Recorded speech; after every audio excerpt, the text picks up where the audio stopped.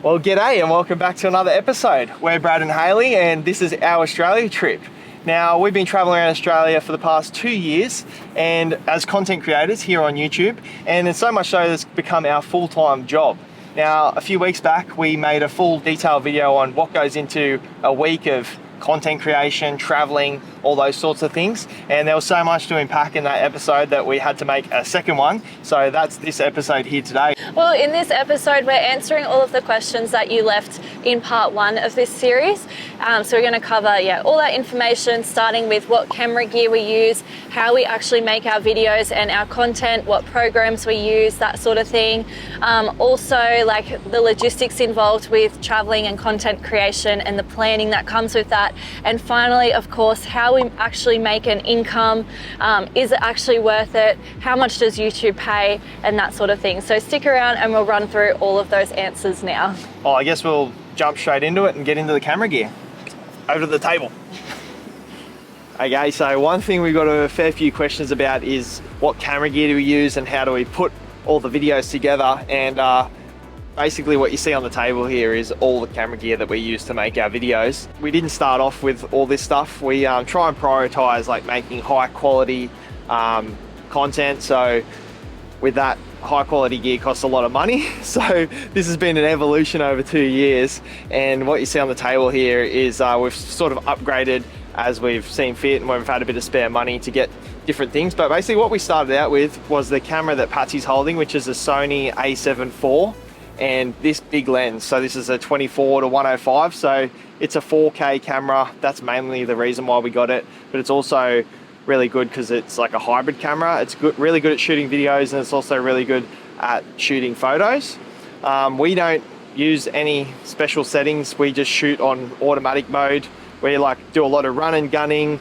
The light's always different. We're just pretty much point and shoot type people, and we don't really bugger around with any of the manual settings. I know we could, and we could probably make a lot better stuff with that, but that's also a lot of time. So what we do right now works for us. And so this is the first lens that we started off with. It's a 24 to 105 Sony lens, so it's got a pretty good zoom on it.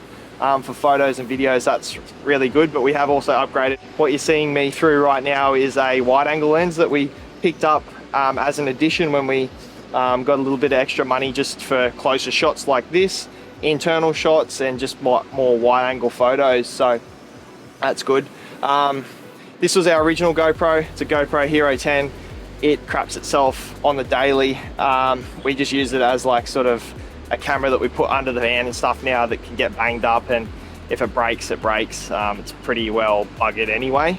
We have a bunch of different mounts and things. So this is like a grippy mount. That's a really good mount if you want to have a overall hybrid mount. You can stick it to anything. It grips onto a lot of things. You can also pop it off and just use it as a pole.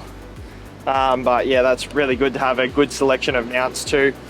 We did upgrade to this GoPro Hero 12 because this one kept failing on us.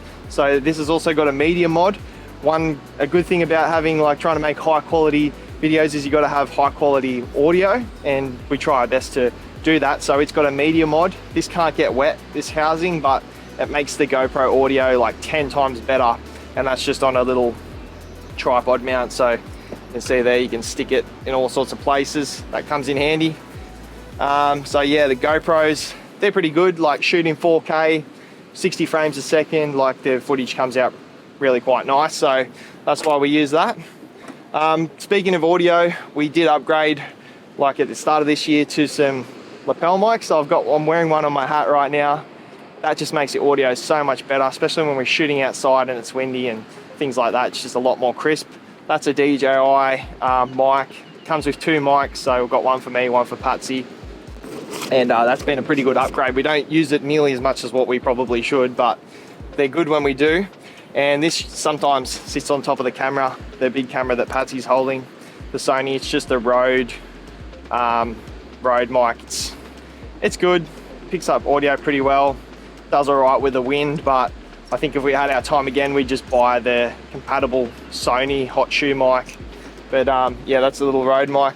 Sometimes it buggers up and the audio's all crackly, but it's usually just this little audio jack that bugs up, so we had to replace a few of those. Moving on to the sky, we've got our 2 drones here. So we've got the DJI Mini 3. We have crashed a few drones, so this isn't the drone that we started off with. We started off with a Mini 2. We've used and crashed 2 DJI Mini 2s, and then we upgraded to the Mini 3 Pro. And this is good, like a really lightweight drone. You can fly it without a license. It shoots 4K, 60 frames a second. That's a really good entry-level drone. I think they're about $750. So that's a really, like, if you're getting into content creation or something like that, or even just shooting videos of your trips, that's the go there, the little one. But we did upgrade to the bigger one earlier this year as well, just to enhance our video quality, and I think it really has enhanced especially our drone shots. This thing is a beast. So this is a DJI Mavic 3 Pro. It's got 3 cameras, so it's got like a really good like wide angle lens down here, and it's got 2 zoom lenses. One's like, I think it's, I can't remember the zoom distances. I think it's 3 times and 7 to 20, like, so it's massive zoom lens. But this thing's a beast. It weighs about 1 kilo. You do need a license to fly it. It's about $500 for the license, like a 2-day course, but it's well worth it. So this is a bit of a beast, this drone, and we find ourselves probably using this one more than we do this one these days. It's just, this one's really noisy, so you have to be quite mindful when you're flying it. But it is one thing I'm really happy with this one, having this one, is its flight time. So it flies for 43 minutes or something, and you can send it out way further than this one and have confidence it'll come back, especially like over the Ningaloo Reef. Sometimes the wind picks up and this one would struggle to get back, whereas this one just blasts through the wind. And you can also seem like you're closer to marine animals. So with the zoom lens, you can be like 100 or 120 meters above a marine animal with the zoom on, and it looks like you're like 10 meters above it. So that's really cool for those shots, and just a different depth of field compared to this one, which is like a single, like it's just got a single lens on it. So love this drone. I would be lost without it nowadays. So that was a little investment of ours, and we control that with these controllers. So I think it's just the DJI Pro controller, where it has the built-in screen. So we used to have the ones where you'd have to put your phone into it, stuff around, but these things are so good. If you just spend the extra money, I would say, rather than having your phone and trying to set it up, we can have this thing in the air in like 2 minutes flat and have it packed down in 2 minutes flat. It's so good. So those controllers are awesome. And moving on, yeah, we just got like a tripod. We've got a decent sized tripod. We don't use it really all that often, unless like when we're about to sit in front of the camera like now, or we need to take a thumbnail photo or something, and just extra GoPro poles and things like that. We do have a ton of these little SSDs, so these are about 500 bucks a pop, and that's what we use to put all our footage on. We have multiple stages of backing up our footage. This is the first stage, so once it's on this, we can send it away. We can have create multiples of our backups, and we'll go into that a little bit more in this video. But that's our little stack of SSDs, because we don't want to lose our footage. We have lost footage before on hard disk drives. That's what the good thing about these SSDs are, is you can throw them around, you can drop them. They're a solid state drive, so they don't really have any moving parts in them. Whereas we have lost footage on a hard drive, and it's unrecoverable, or it is maybe recoverable, but it costs a lot of money. So these are definitely the go if you want to back up your footage.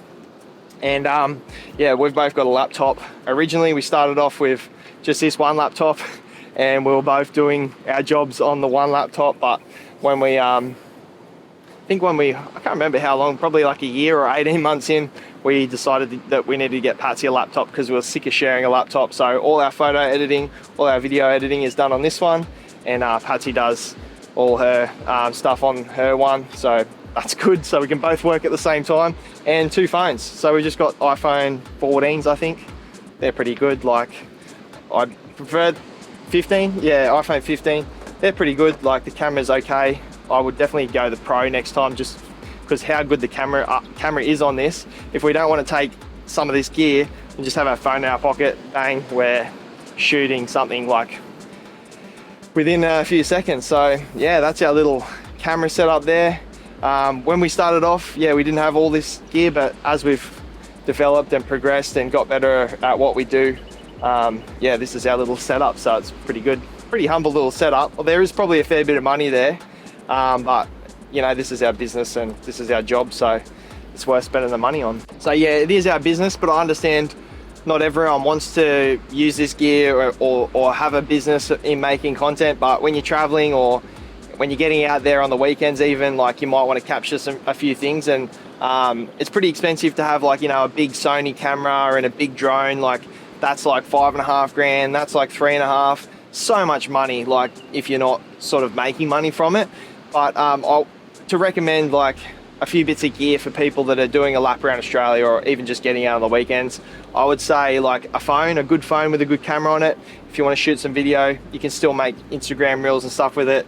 This little drone, the DJI Mini 3, so that's, yeah, like $750, and just a simple GoPro. You can get these in a kit with the media mod, which is the microphone and the tripod. I think it was like maybe $700 for the whole kit. So that will do you for like 2 years or more of use and abuse. You can put the waterproof door on it, take it underwater and stuff. So that's what I'd recommend for just, yeah, getting out there, or even trying to start your own YouTube channel. You can sort of work off that and use some of the things that we have to make cool videos. So now we're going to all the questions related to how we actually turn the content into edited videos, and that for Instagram and YouTube. Starting off with the SSDs, which is where we put the footage when it comes off the cameras. We actually had quite a few questions about these, so we'll run through those now. Starting off with, what brand is this? So it's a SanDisk 4TB extreme portable SSD. Now that 4TB SSD is about $500 a pop, but you get 4 terabytes worth of data, and you can throw it around, bang it around, go through corrugations, and it being a solid state drive compared to a hard drive means that it doesn't have any moving parts. So these are really good, and we swear by them. We've got like 6 or 7 of them now, so yeah, there they go. We used to have the hard drives that had the moving parts in them, and they corrupted because yeah, we're always moving in that, Shaking so it's very likely that they're going to corrupt. Yeah, so go these ones, solid state drives. They cost a little bit more in the short term, but you won't have to lose footage and pay for recovery services in the long term. Yeah, another question was, is there a reason that we keep all of our previous footage once we've already uploaded it to YouTube, and like, why do we need to have all these data backups? Well, firstly, when we film, we have so much content in advance to what's actually on YouTube. Like, for example, we're currently on the East Coast, but our YouTube videos are still from the West Coast that are coming out. So all of that footage that we've filmed between now and what you're seeing, it can't all fit on the laptop because there's so much footage. We need to get it off the laptops and onto these SSDs. And if one of them happens to corrupt, then we would have lost all of that footage before the YouTube episode even gets made. So that's why we, first and foremost, why we need the backups. We shoot everything in 4K and 60 frames per second, so the files are massive. How much is a normal YouTube episode folder?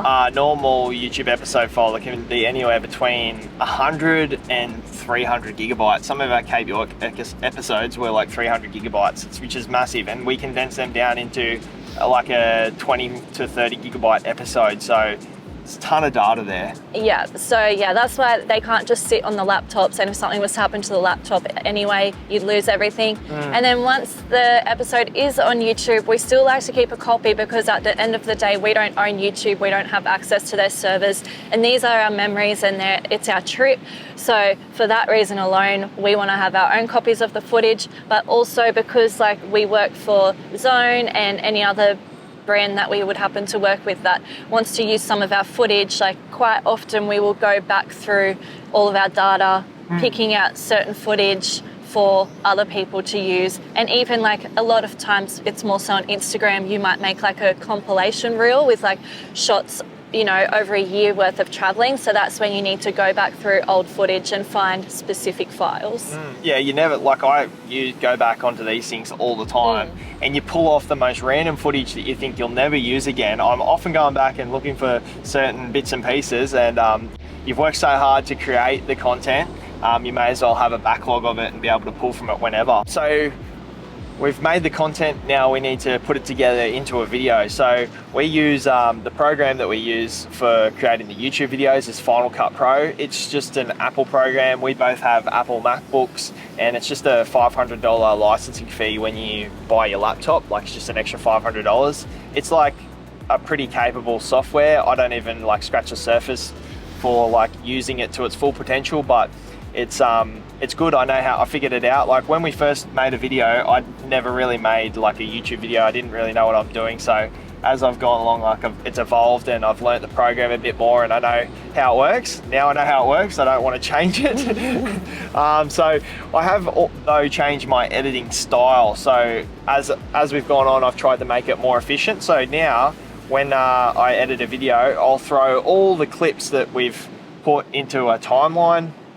I'll edit them down into the relevant sections, and then I'll blend them together, and then I'll throw music over the top and any like B-roll, so any like alternative shots over the top of that. That's a pretty condensed version of what I do, but hopefully that makes sense. And music's a huge part of YouTube music videos. Is it? Yeah. So I spend ages looking for music when we're making our YouTube videos. You know, if a part in the video you're sort of getting to somewhere, or you're almost somewhere, like I'll find music that sort of builds to it. It just adds to the experience. So that's a massive part. And each video takes between like, I don't know, 15 to 25 hours. I think that's a pretty rough pretty rough estimate for how long it takes YouTube videos to make, depending on what's involved in it and how long the video is. But yeah, it's Final Cut Pro. That's the software that we use. And Epidemic Sound for music. And Epidemic Sound, which is all like royalty-free music. So every year we pay like a $200 licensing fee to Epidemic Sound, which allows us like access to a massive library of royalty-free music. So we can use that for our videos and not get copyrighted. So that's what I do, and Patsy does a fair bit of, or pretty much all of the Instagram video editing. So what sort of programs do you use for that? Because it's not always the same ones that we use to make the YouTube videos, eh? No, Instagram Reels I use completely different to what Brad does on YouTube. So I use CapCut, which is an app on your phone. I don't make anything in Instagram itself just because I find it too fiddly, and CapCut is pretty much your #1 app these days, I reckon, for Instagram Reels.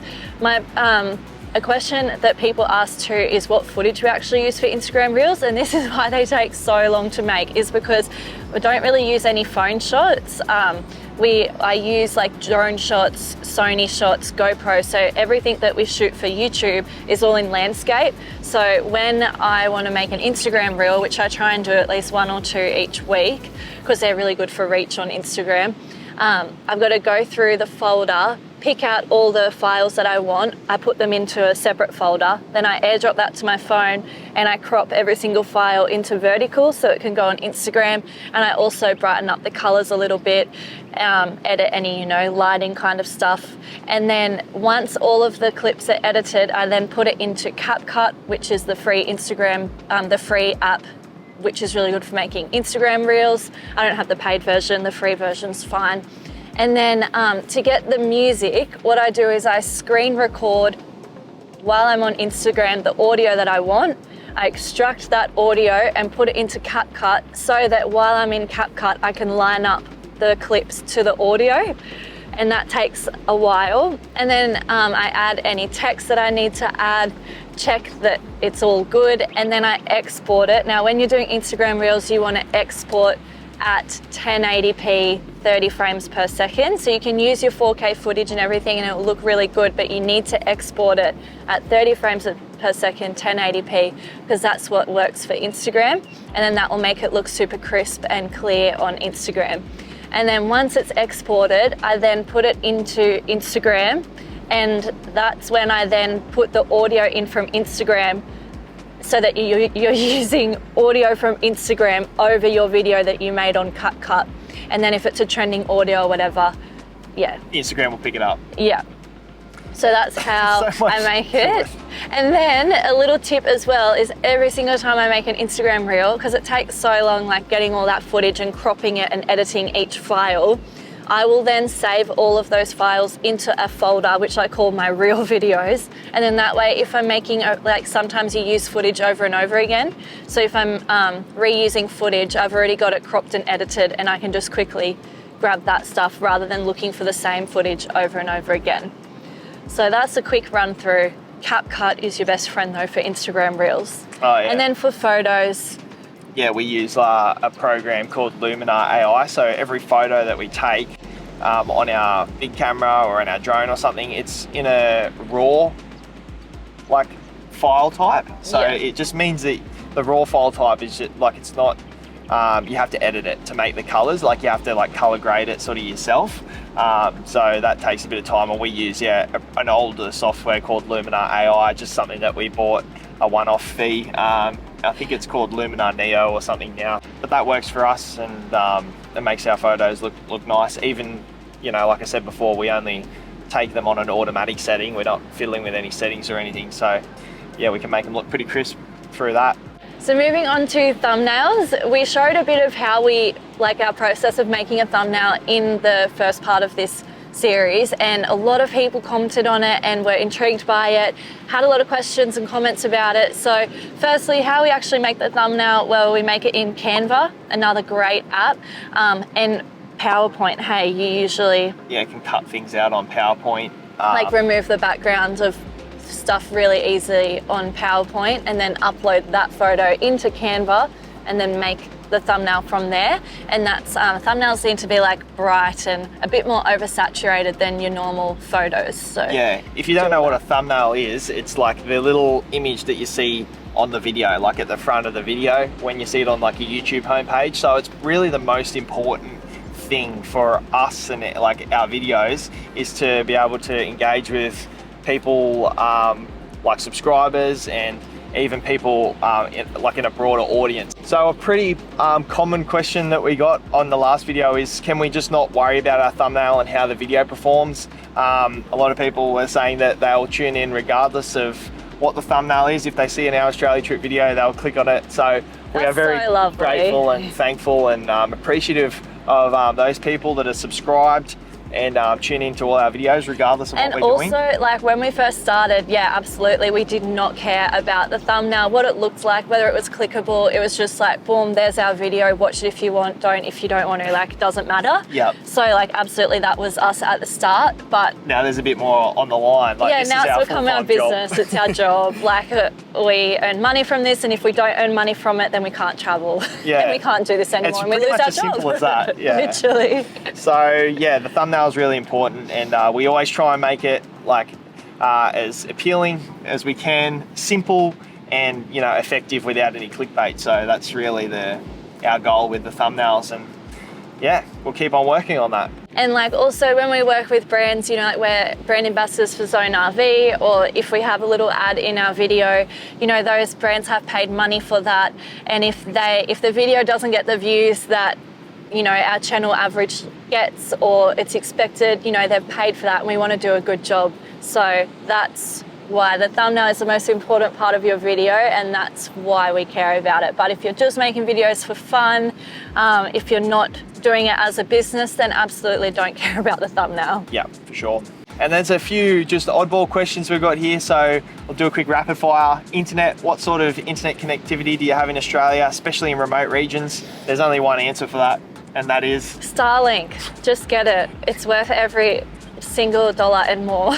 We've stuffed around with a 5G modem. It's not worth it. Just bite the bullet. Get the Starlink. You'll never look back, especially if you're traveling full time. Even if you're not doing this as a job, even if you're just traveling and doing a year lap, it's just so important to stay connected, I think, to family and friends.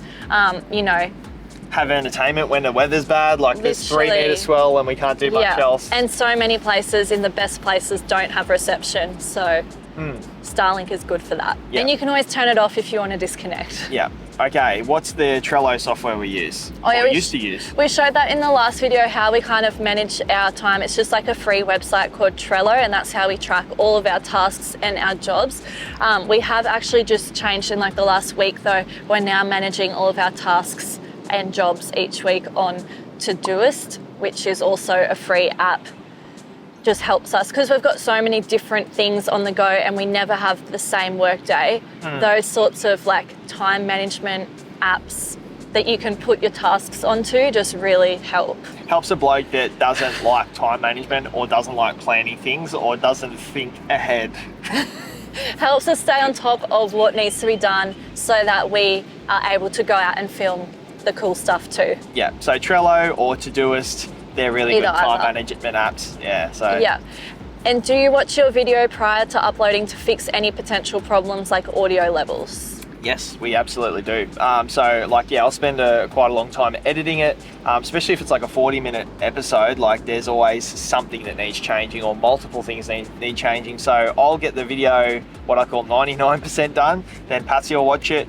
We watch it together. Usually watch it together and we'll fix it on the go. Any audio levels that are out, any typos or mistakes will get cleaned up. And I like to think that the end product has always been pretty good. Like we haven't really had any issues with it. Probably the first episode someone said the music was too loud or something. So we're finding our feet at that time, but I think we've got a pretty good grip on it now. So yeah, definitely proof watch a couple of times and get it done. I'll start this off. Okay. Right, so travel planning and logistics. That's as much as I can contribute to this conversation. Patsy is our queen planner. Brad's our chief filmer and editor. And driver. And I tell him where he's going. Yeah, like now that we've talked about the actual content side and how we make it, there's a bit involved, I guess, and people want to know stuff about the actual logistics of planning and traveling. So like, how do you plan your trips and does YouTube affect this? Well, it does affect it a little bit, but ultimately we will always pick an area or a place that we want to go and then it will kind of evolve from there. Based on recommendations from friends, family, like other people traveling. We'll just kind of use all that information. But then doing content and YouTube and that does affect it too, because you like can't just keep making the same videos on the same place. Like we just spent 3 months on the Ningaloo recently.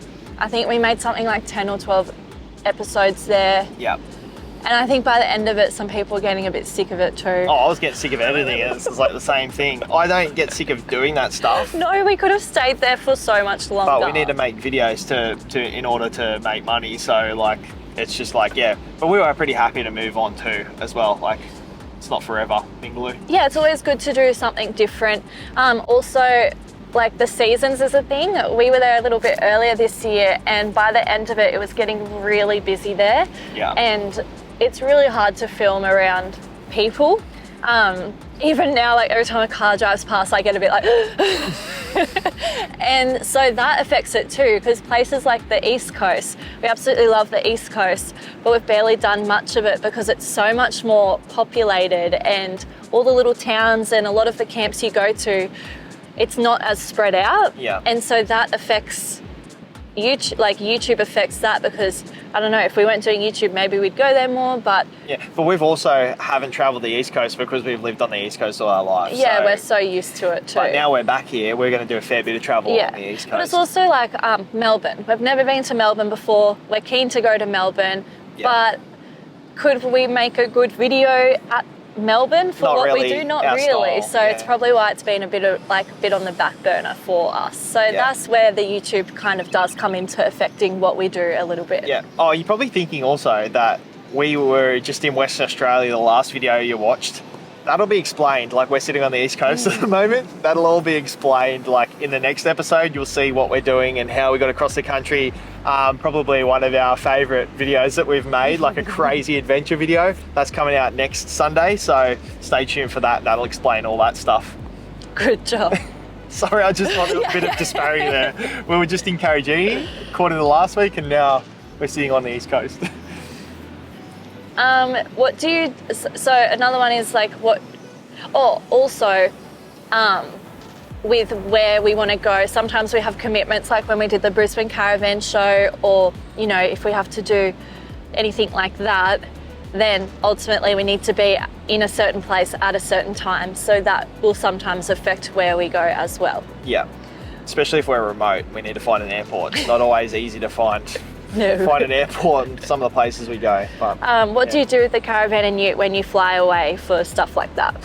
Yeah, we just call around to like caravan parks or a station or something like that. There's usually someone that'll store your van pretty cheaply. I think a caravan park's the best. Even if you're just paying for a site and you're not there, like that's still good because But you've never got had the to do security that of other though. There's campers. always storage. Even a hip camp. Like just ring around. Usually you can find something pretty cheap, and if it's exorbitantly expensive, like actually putting it in a storage yard, ring around. Do a bit of homework, and you'll be able to find somewhere that charges you like whatever $10 or $20 a night compared to like a storage yard that charge just you. think of somewhere nearby that's a campground that would have a lot of space, and usually they're happy to make a bit of extra money. And like you said, you've got the benefit of there's other people staying there, so it's not like your caravan's just chilling there by itself. Yeah. And someone's asked, what program do we use for our planning calendar?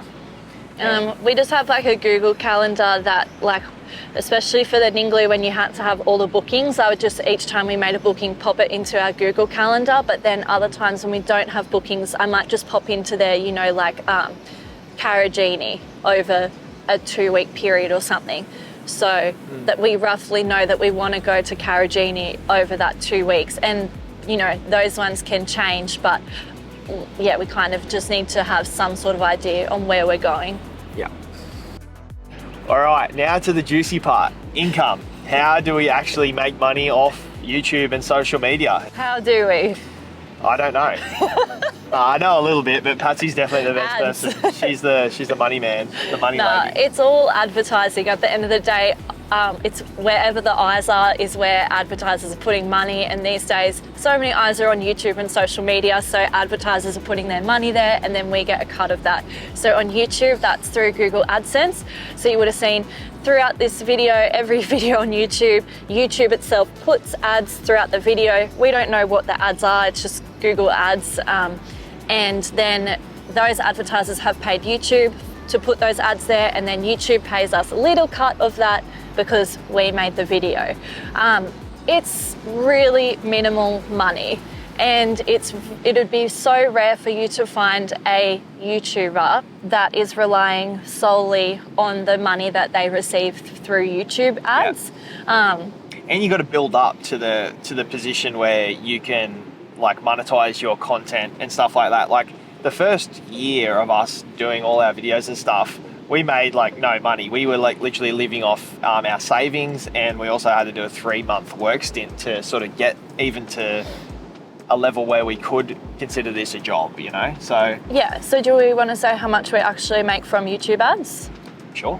Yeah. So we have almost 20. Hey, maybe we might have 20K by the time this video comes out, so thank you. And if you're not already, subscribe. It helps us out. But anyway, for a channel with 20,000 subscribers, we post a video usually fortnightly. We get on average $2,000 a month from YouTube. If we post more videos, we get a bit more, but on average, generally speaking, $2,000 a month. Most channels do weekly videos, so it's probably safe to say if we were doing weekly videos with our size, maybe we'd get $3,000 or $4,000 a month. Yeah. So that's YouTube. Clearly that's not enough money to live on or even cover expenses, especially like that's 2 people working. So you halve that because it's 2 people. $250 each a week is not a lot of money. That wouldn't even cover our diesel expense in a week, which is pretty sad, but that's okay. So what actually are our expenses, our monthly expenses on average? I think we spend like 70 grand a year, so I think that works out to like 6,000 or 7,000 a month on average. When you add up absolutely everything, including insurance, rego for the vehicle and caravan, all those sorts of things. 70 grand a year probably.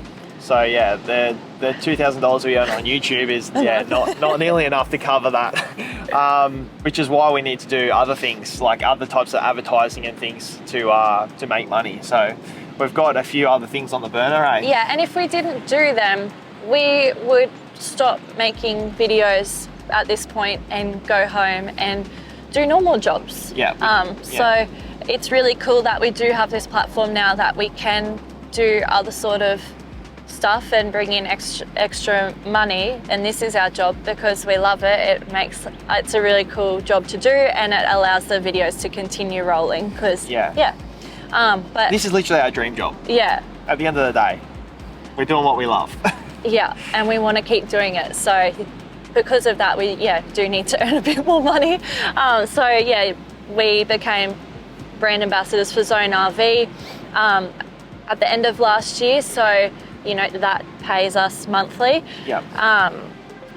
And we also work separately as well for Zone RV remotely. Like we do a little bit of work for them remotely each week to help bring in some extra money too. Yeah. So there's that, and then there's also like integrated advertising on our YouTube channel, which we've only just started dabbling a little bit of that. With. But that's good because it allows us to sort of control the ads that are run on our videos. Now, we've been traveling for 2 years. We know the products and use the products that we like, and we have steered clear of a lot of advertising on our channel. I could probably count the companies that we've worked with on like one hand in that whole time, but we're actually at a point with our like channel size and like sort of our social media following that we can like premium companies do want to work with us. So we've been integrating some ads into our YouTube videos, which means that we take away the ads. Can I just say, for example, like Survival First Aid, that was an ad. Our last video was sponsored by Survival First Aid. We've run a survival snake bite kit as our first aid kit for like while we've been traveling. But now we're at a point that our channel's big enough that they want to pay us to advertise that brand on our channel, which is really cool because we already used it anyway, and now we can earn some extra money from it. Yeah, so shout out to Survival. You guys are the best. If you saw our previous video when we were at the Carragini 2 episode, we had like an integrated ad about 10 minutes into that video, just shy of 10 minutes. And that meant that for that whole, I think it was the first 15 or 20 minutes of the video, I didn't put a single like ad in it. So that one ad in there eliminated probably 2 or 3 minutes worth of ads, YouTube ads on YouTube that you would usually have pop up. So that's a really cool way to do it, and we're trying to do like a bit of that, a little bit of integration. It also cuts out the middleman too, like if you're watching this, YouTube puts ads on it, they earn the bulk of the money, whereas if we can put one of those like 60-second ads in that we do ourselves, that's all for us. It's we choose the brand that goes on there, and they cuts out, we get that money instead of most of it going to YouTube. Now, obviously, there's still going to be YouTube ads on our videos because we do still need to make money, but we can eliminate and we can't, a lot of that we are at the point where we can get an advertiser for every single episode. But so that all that work that we do, it just covers our costs. At this point in time, everything we just listed there is literally just covering our costs. We might save a little bit if we're having a good month, and that little bit, the buy us a beer as well. So that all goes into. That has been helping so much lately. Yeah, we really appreciate you buying us a beer. That goes into like a fund for us to be able to buy new camera gear, even put money towards like upgrades for the car. And also we want to have kids, and we want to be able to travel in a caravan with kids, and we can't with this car. So the whole dual cab cruiser thing, we want it to happen soon. So we are saving for that, but we are not. We're not making a lot of headway. But we'll get there. We promise you we'll get there. Like, we're going to make it happen. Yeah, make it happen. Get it done. So that's in essence all the bits and pieces, all the income streams that we have. It covers our costs to travel and allows us to make videos and live this cool lifestyle and share it with you guys. So we are very appreciative of the viewer. That's awesome. Everyone that subscribes, everyone that comments, people that buy us a beer, we are so grateful for that. And I hope that we can show it, especially if we're at a caravan show or somewhere, or even you get pulled up in the street and people like that. That is really heartwarming and a big. A big motivation for us to keep doing what we're doing as well. Yeah, it is very motivating, definitely. Yeah, so I hope we covered all that stuff without sort of banging on too much about money. Okay, there was one more question that I thought would be a cool one to end with, and it was, do you miss the simpler life of just traveling? Wow, that's a deep question. I don't know. No, I would say. Do you want me to start? Yeah. Because I've got some thoughts. Okay. Of course, at times we miss just being able to pull up somewhere, not think about filming it, not thinking about being in the caravan all day doing work if we need to, of course. So what we have started doing is trying to make more of a balance in that maybe like a couple times a year we will go somewhere or on a trip or something and it's not like we don't film anything. Yeah. Or a campsite where like that campsite that we're going to go to in 3 weeks time, we're going to go there and we're not going to film anything and have an actual camping trip and That's our try not holiday to do from any our work. holiday. Like literally most jobs get 4 weeks of annual leave a year. So Yeah. if we can try and like carve out 4 weeks worth a year that we are not filming and doing all of our laptop work, then I think that will help. That's good. In that situation. It's not to say that we do enjoy doing the traveling and the filming. Like it's like we are traveling all the time, so it's so much fun. Even when we got to this beach camp yesterday, we're like giddy like kids. Like Yeah. it's the best. Even though some of it like does feel like work, and especially all the admin stuff that we have to do. Like that's probably the thing that kills us the most is all the admin and the you know all that stuff working on the laptops. That's not what we don't want to be caught up inside editing and you know doing work. We want to be out here living, but that's okay because we enjoy the little moments. So we whenever we get time to take 5, I think we enjoy that. Yeah. So yes and no. And it's cool that YouTube kind of started as a hobby for us, and like you might be watching this now thinking, wow, there's so much involved, and yeah, are you actually having any fun? Does that make sense? Yeah, not having any fun. Yeah. We are, and like when the first year or so of traveling, it was not like this. Yeah. It has evolved over time. So if we weren't doing YouTube, we literally would have been back at home right now. I think I've said before, Probably like a year ago, if we weren't, if Zone didn't come along and want to work with us, we still wouldn't be we wouldn't be here anymore. We'd be back at home, back into a normal life. So we view all of this as extra, as like bonus time, as bonus traveling that we'd never initially set out to still be doing it at this point. So now like we're just grateful that we are doing all this. Yeah. Yeah. So, yeah. We love it. So thank you guys. And thank you to, I suppose thank you to Zone as well. Like thank you to our sponsors, people that have been supporting us since the beginning and leaving comments since the beginning. You're the reason why we're able to do this. So I can't thank you enough, really, truly. Happy days. Well, thank you so much for watching this episode, another very different one.